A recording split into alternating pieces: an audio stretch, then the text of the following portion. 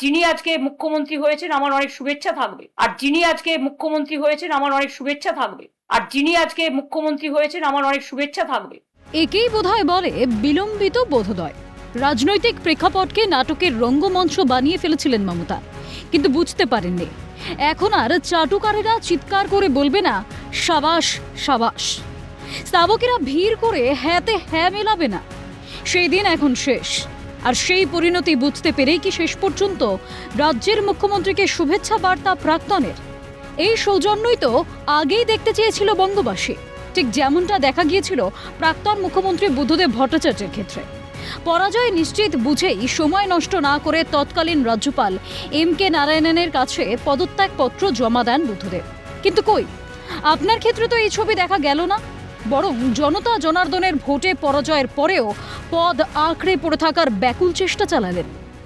রাজ্যপালের কাছে গিয়ে পদত্যাগ করা তো দূরের কথা, নিজের সামাজিক মাধ্যমের প্রোফাইলেও প্রাক্তন মুখ্যমন্ত্রী শব্দটা আজও জুড়তে পারলেন না মাননীয়া।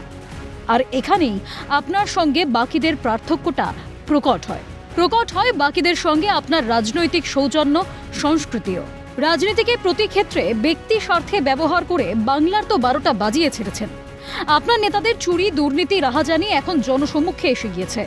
আপনার নেতাদের বিরুদ্ধে গর্জে উঠছেন সাধারণ মানুষ। দিকে দিকে চলছে ডিম থেরাপি। আর এই আবহে বর্তমান মুখ্যমন্ত্রীর প্রতি শুভেচ্ছা বার্তা নিছক সৌজন্য নাকি লুকিয়ে রয়েছে অন্য অভিসন্ধি, তার উত্তর তো দেবে সময়। তবে মমতা বন্দ্যোপাধ্যায়ের এই শুভেচ্ছাকে গুরুত্ব দিতে নারাজ রাজ্যের পঞ্চায়েত মন্ত্রী। মানুষ বিজেপিকে সমর্থন জানিয়েছেন। দল শুভেন্দু অধিকারীকে মুখ্যমন্ত্রী নির্বাচিত করেছে। ফলে যারা সংসদীয় রাজনীতি মানে না তাদের মুখে এইসব কথা মানায় না, স্পষ্ট বক্তব্য দিলীপের। শুভেন্দু অধিকারী নির্বাচিত মুখ্যমন্ত্রী পশ্চিমবাংলা। মমতা ব্যানার্জি কি মানছে না মানছে তাতে আমাদের কিচ্ছু যায় আসে না। মানুষ 2/3 তাকে মেজরিটি দিয়েছে। শুভেন্দু অধিকারীকে পার্টির নেতা ঠিক করেছে। তিনি আমাদের বিধানসভার নেতা এবং মুখ্যমন্ত্রী, এটা স্বীকৃত। বাংলার মানুষ স্বীকৃতি দিয়েছে। কে মানলো না মানলো কি যায় আসে?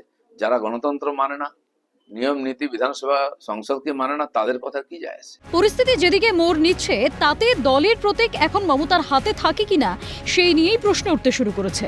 সেখানে মমতার এই সৌজন্যের রাজনীতির প্রাসঙ্গিকতা নিয়ে প্রশ্নটা থেকেই যায়।